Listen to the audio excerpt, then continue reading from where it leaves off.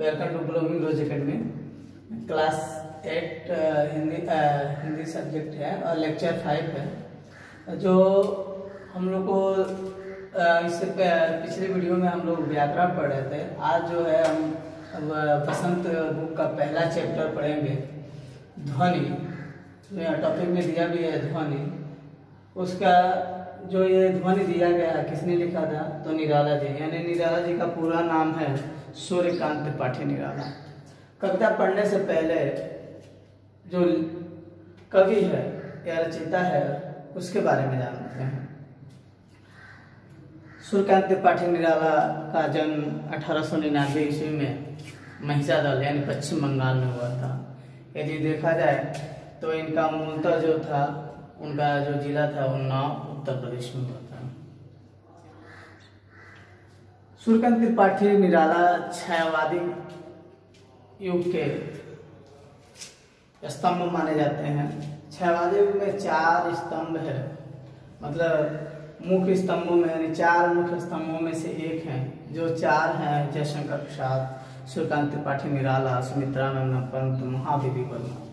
इन चारों में सबसे सशक्त और ज्योदात्य और विद्रोह के जो कवि माने जाते हैं वो सूर्यकांत त्रिपाठी निराला जी हैं।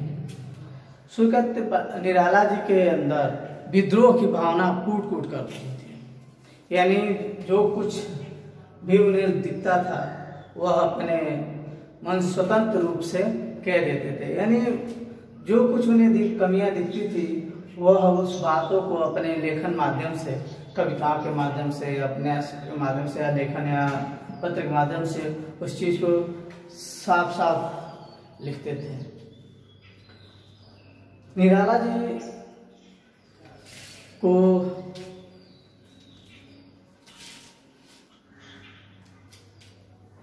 निराला जी ने जो काव्य की रचनाएं की हैं उसमें कुछ मुख्य काव्य रचनाएं हैं। जैसे यहाँ ज़्यादा आपको विस्तृत नहीं बता सकता, लेकिन फिर भी उनकी जो काव्य रचनाएं हैं जैसे अनामिका, परिमल, तुलसीदास, फिर अर्चना, आराधना, सांध्य, कांकली, अड़िमा, बेला, नए पत्ते, कुकुरमुत्ता, ये सब इनकी काव्य रचनाएं हैं। इसके बाद उन्होंने उपन्यास भी लिखे हैं।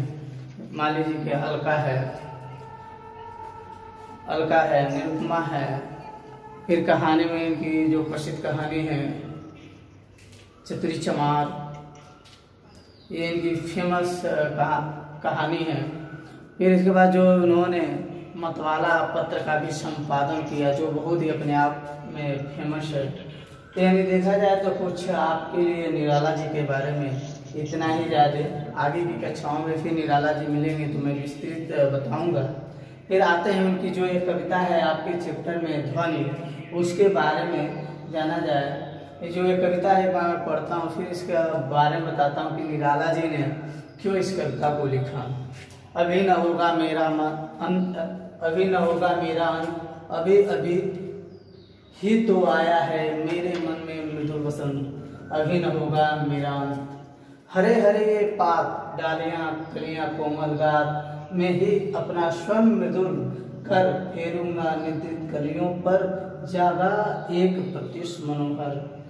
पुष्प पुष्प से तंद्रालस लालसा खींच लूंगा मैं, अपने नवजीवन का अमृत सहज सींच लूंगा मैं। द्वार दिखा दूंगा फिर उनको, है मेरे में जहां आनंद, अभी न होगा मेरा अंत। यानी निराला जी ने यह ध्वनि कविता में ये लिखा है। यानी जो निराला जी थे वो आशावादी दृष्टिकोण है। यानी जो ये कविता है उनकी आशावादी दृष्टिकोण है। यानी निराला जी कहते हैं कि उनके जीवन में अभी बसंत आया है। सोचते हैं कि अभी मेरा जीवन का अंत नहीं है, अभी तो मेरे जीवन में बसंत आया है। यानी मेरे अंदर उत्साह और उमंग आया है। इस संसार में बहुत कुछ करने का, अपने सृजनात्मक लेखन करने का अभी मेरे अंदर उमंग आया है, उत्साह आया है। तो अभी मेरा अंत नहीं हो सकता है। जो ये भी बताना चाहते हैं कि जो नई पीढ़ियां आ रही हैं लोगों के अंदर, जो जिनके उत्साह की कमी है, उससे अपने सृजनात्मक लेखन के द्वारा उनके अंदर उत्साह पैदा करेंगे। करें कि जो अधकिले हैं, जो अभी इस समाज में युवा पीढ़ी आ रही है, जो अंधकार में जा रही है, मैं अपने सृजनात्मक लेखन के माध्यम से, अपने आशावादी दृष्टिकोण से रखते हुए उनको एक, जैसे बसंत आता है तो चारों ओर प्रकृति में हरियाली, खुशियाँ, प्रसन्नता, उल्लास जैसा माहौल बना होता है। मैं भी अपने लेखन के माध्यम से इन युवाओं में वही सारा माहौल पैदा करूँगा। ये इनका था, ये लिखने का मुख्य उद्देश्य था निराला जी का।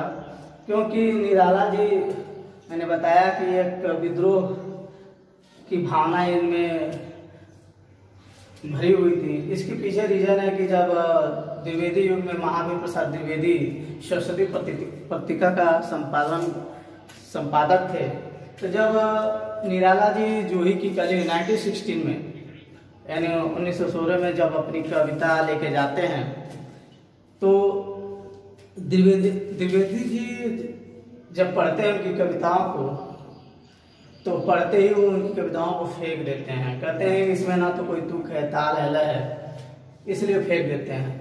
क्योंकि कारण क्या था कि यहाँ आप देखेंगे कि कोई जो पंक्तियाँ हैं एक सीधी नहीं है, कोई 4 शब्द का है, कोई 2 शब्द का है, कोई 8 शब्द का, ऐसे हैं, यानी तुक ताल नहीं है। पहले के हम रचना या कविता को पढ़ते हैं तो तुक ताल दिखता है, लय दिखता है, छंदबद्ध दिखता है। ये सब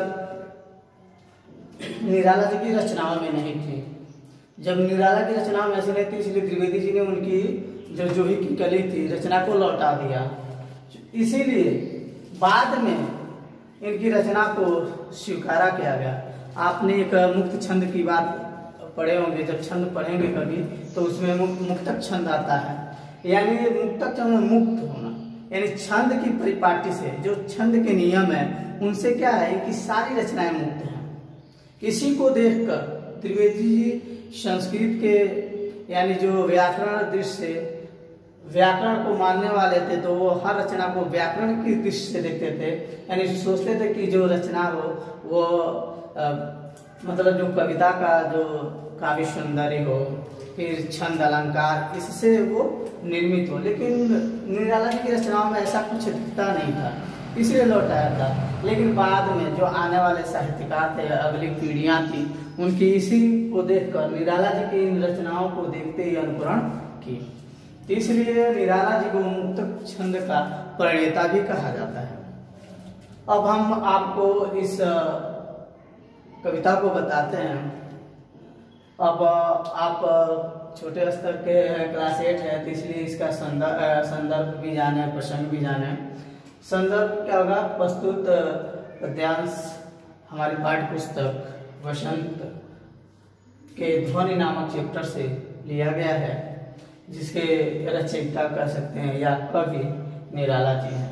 इसमें और भी कह सकते हैं कि छायावाद के प्रमुख स्तंभ निराला जी के द्वारा रचित हैं। कहें कि यहाँ जो प्रसंग कहा जाए कि जो ध्वनि कविता है उसमें जो कवि है आशावादी दृष्टिकोण लिए हुए है, वह कहता है कि हमारे जीवन में अभी वसंत का आगमन हुआ है, यानी हमारे अंदर अभी उत्साह और उमंग का संचार हुआ है।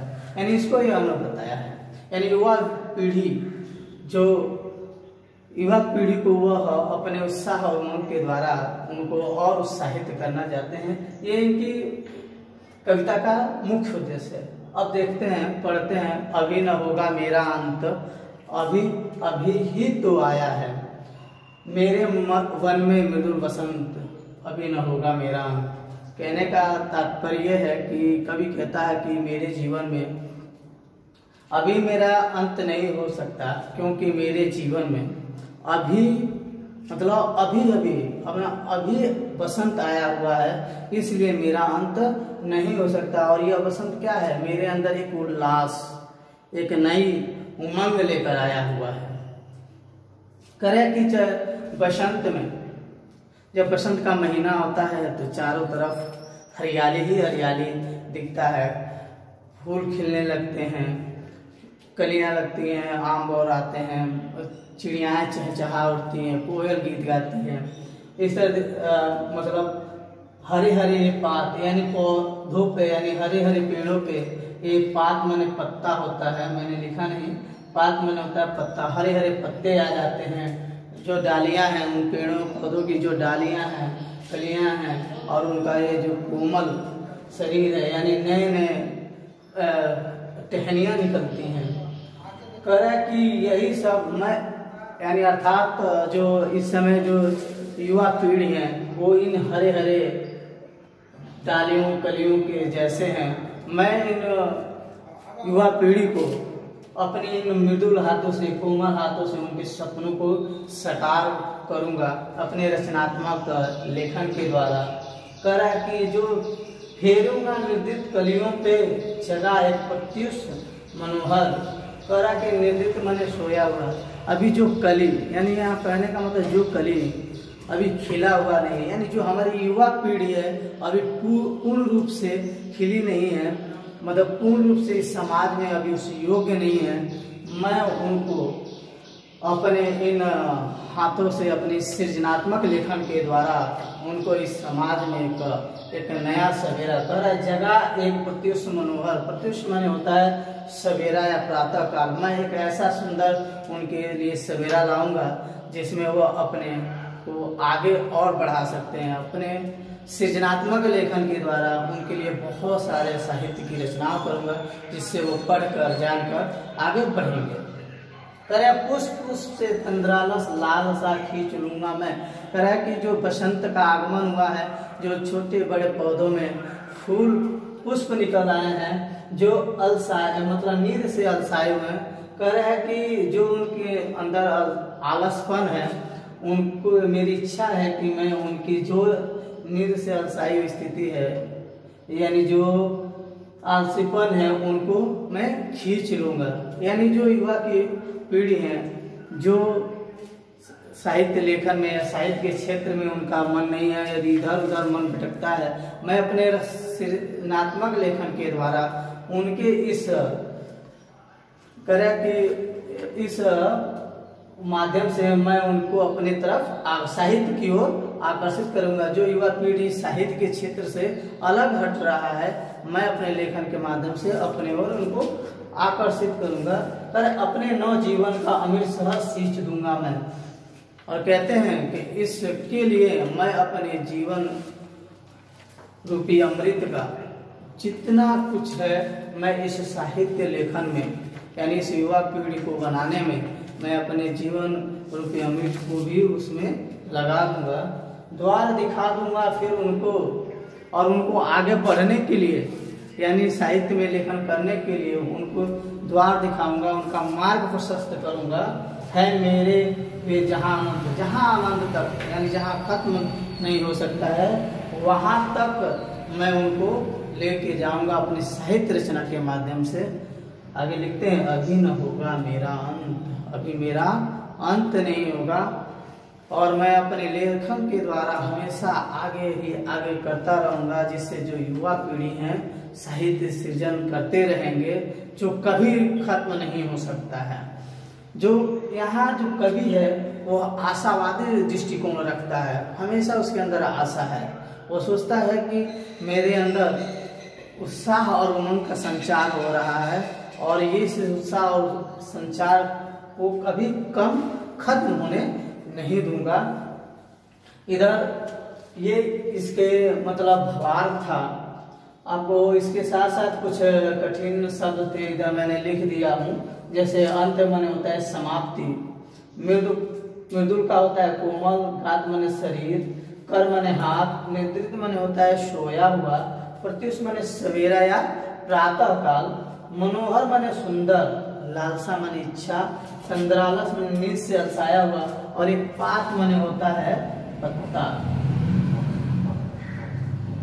ये इसके कठिन शब्द थे। और इस चैप्टर का जो प्रश्न है वो हम लोग अगले वीडियो में देखेंगे। Thank you.